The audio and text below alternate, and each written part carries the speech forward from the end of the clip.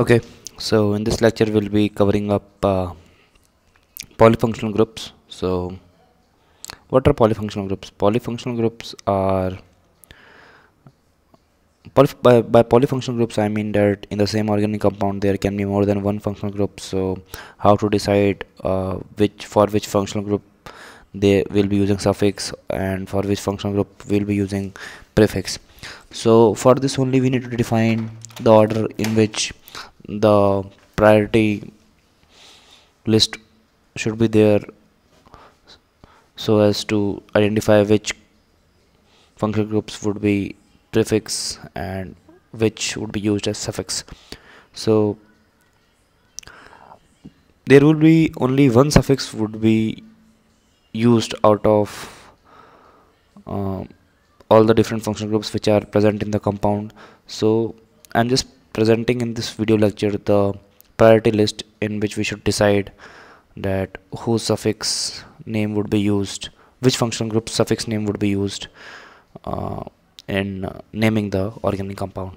Okay, so let me write the heading: polyfunctional groups. Okay, so which is nothing but I'm writing the priority of functional groups directly.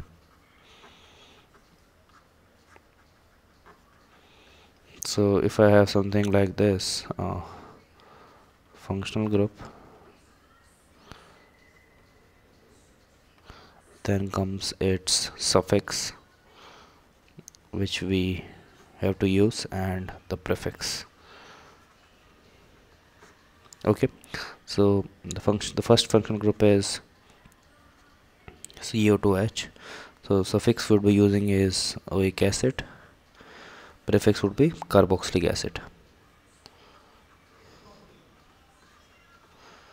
So this actually comes in the this tops our priority list. So any functional groups below to this functional group will be using their prefix, and for CO2H functional group, if it's present, then we'll be using the suffix of this functional group to name our organic compound. Second is SO3H. So the suffix would be using is sulfonic acid, and the prefix would be sulfo. Okay. Third is anhydride. So suffix would be using is oic anhydride, and the prefix would be again the same, oic anhydride only.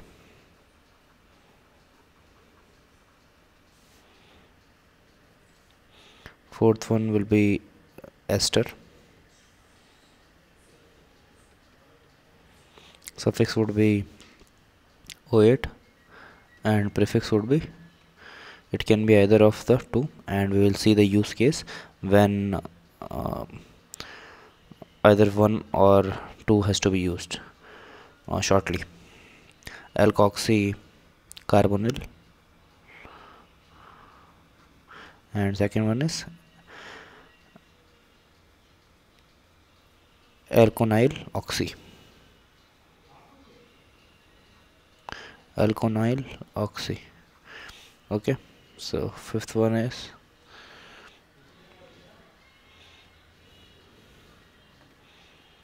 this is oil chloride, and the prefix would be chloroformyl.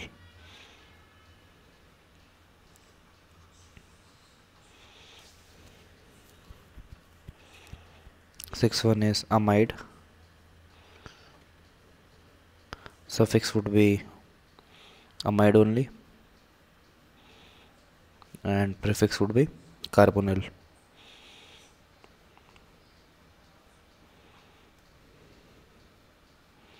I'm sorry, it's carbonyl.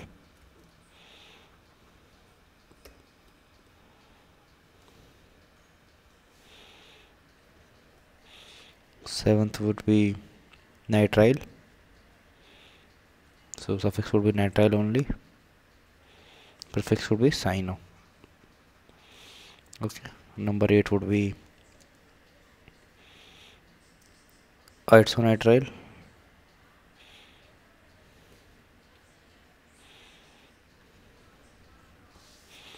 and prefix would be isocyano.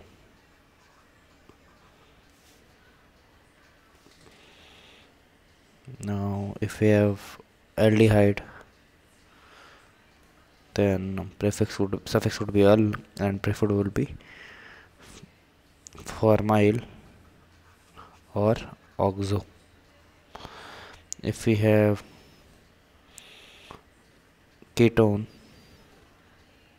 then suffix would be on, and prefix would be keto or oxo.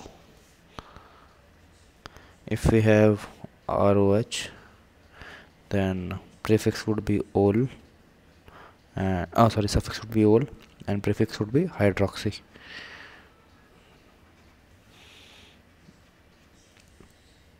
Okay, if we have RSH, then suffix would be thiol, and prefix would be mercapto or sulfamyl.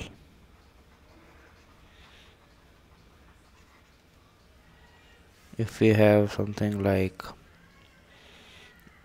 an amine group, then obviously suffix would be amine and prefix would be amino. Okay, so I mentioned that there are two prefixes that can be used or in ester. So let us see when the first one will be used and when the second one would be used. Okay, so prefixes used in esters. So let's say I have this as my parent chain, and okay, from parent chain, the carbon atom of the ester is actually attached. This is one of the possibility in which ester is attached. So, and second possibility is it can also be the case like oxygen atom is actually attached to the parent chain rather than the carbon atom. So if this is the case, then we would be using the prefix as alkoxycarbonyl.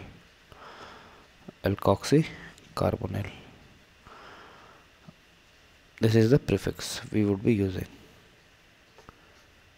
and for this case we would be using alkonyl oxy.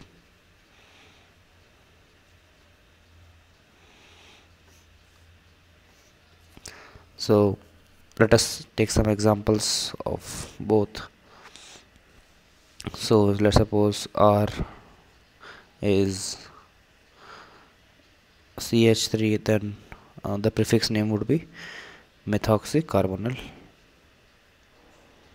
Okay, if R is, let's suppose, C2H5, then it would be ethoxycarbonyl.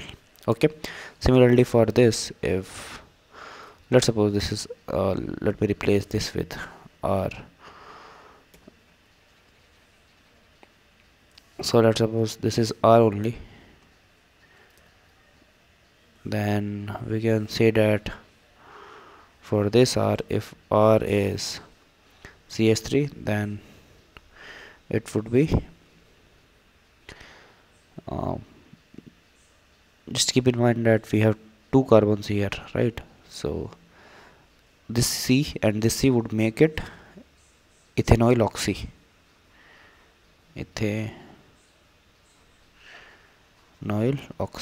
Similarly, if R is C2H5 and so on, I hope you get the picture now. Okay, so how are the prefixes? So the next section we will be seeing is prefixes. How are the prefixes actually used in aldehydes and ketones? Prefixes used in aldehydes, ketones. Okay, so let us see this. Let's suppose I have this as my organic compound.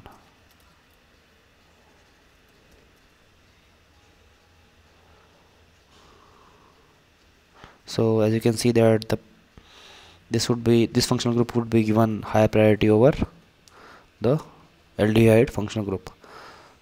So this would be called as oxo. But if we had something like this also, then this is also aldehyde. So as this is attached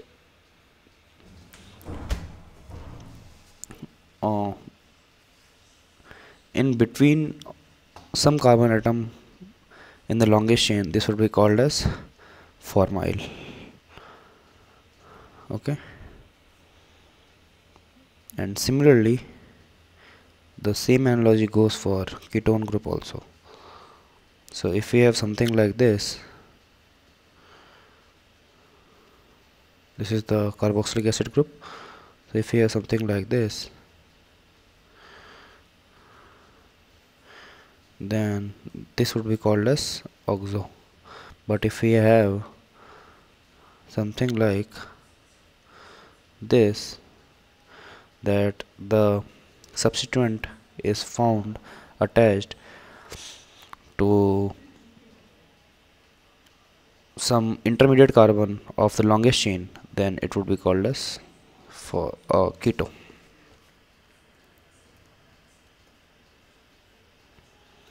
Okay, so this ends our lecture on polyfunctional groups, and in the next lecture I'll be taking on